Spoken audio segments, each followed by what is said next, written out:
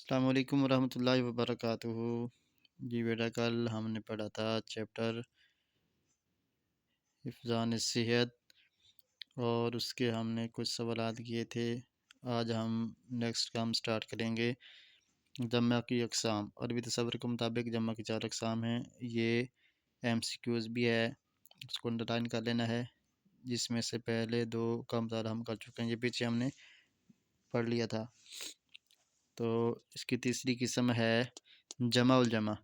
عربی زبان میں بعض ایسے الفاظ بھی ہوتے ہیں جن کو 1 سے 2 ہونے پر واحد سے جمع بنایا جاتا ہے، جسے تثنیہ کہتے ہیں، اور پھر 2 سے زیادہ ہونے پر مزید جمع بنا لیا جاتا ہے۔ جمع کی ایسی صورت کو جمع الجمع کہا جاتا ہے۔ مثلا رسم کی جمع رسوم اور جمع الجمع رسومات۔ اسی طرح خبر کی جمع اخبار اور اخبار کی جمع اخبارات۔ مندرجہ ذیل الفاظ کی جمع الجمع بنائیں۔ خبر، اخبارات، رکن، اراکین، وجہ، وجوہات، فیض، فیوزات، نادر، نوادرات، جوہر، جواہرات، فتح، فتوحات۔ خطوط نویسی، کسی دور دراز جگہ پر مقیم شخص سے بات کرنے کے لیے خطوط کا سہارا لیا جاتا ہے۔ یہ انڈرلائن کر لینا ہے، یہ بھی ایم سی کیو ہے۔ خط کیوں لکھا جاتا ہے؟ جب ہمیں اپنے جذبات و احساسات پیغام کی صورت میں لکھ کر بھجوانا ہوتے ہیں تو جذبات و احساسات کی یہ تحریری شکل خط کہلاتی ہے۔ یہ خط کی تعریف ہے ساری پیچھے سے لے کر، تو یہ آپ نے اچھے طریقے سے اس کو یاد کرنا ہے۔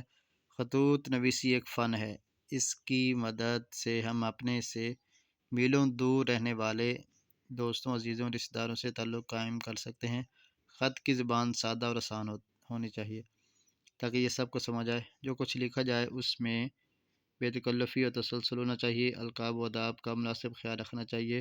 خط کی جدید شکل ای میل۔ یہ ای میل جو ہے یہ بھی خط کی ایک نئی شکل ہے۔ یہ بھی ایم سی کیوز ہے، آپ نے اس کو بھی انڈرلائن کر لینا ہے۔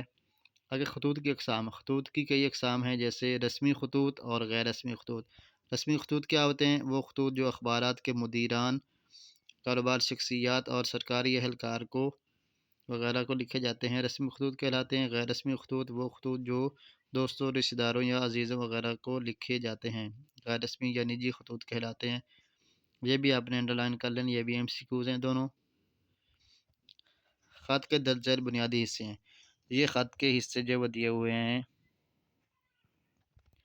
7، ٹھیک ہے؟ تو یہ خط کے نردبان میں جو ہیں وہ 6 ہیں، یہاں پہ 7 ہیں، تو آپ نے یہ کرنے ہیں 7۔ تو یہ ساری آپ نے اس کو ڈیٹیل کے ساتھ جو چیزیں پڑھ لینی ہیں، یہ ساری کی ساری جو ہیں ایم سی کیوز ہیں، آپ نے اس کو اچھے طریقے سے یاد کرنا ہے۔ اس کے بعد آگے والد کے نام، خط بیمار پرسی کے لیے، یہ پہلے بھی ہم نے کیا ہے، آپ نے اس کو دوبارہ اچھے طریقے سے یاد کرنا ہے۔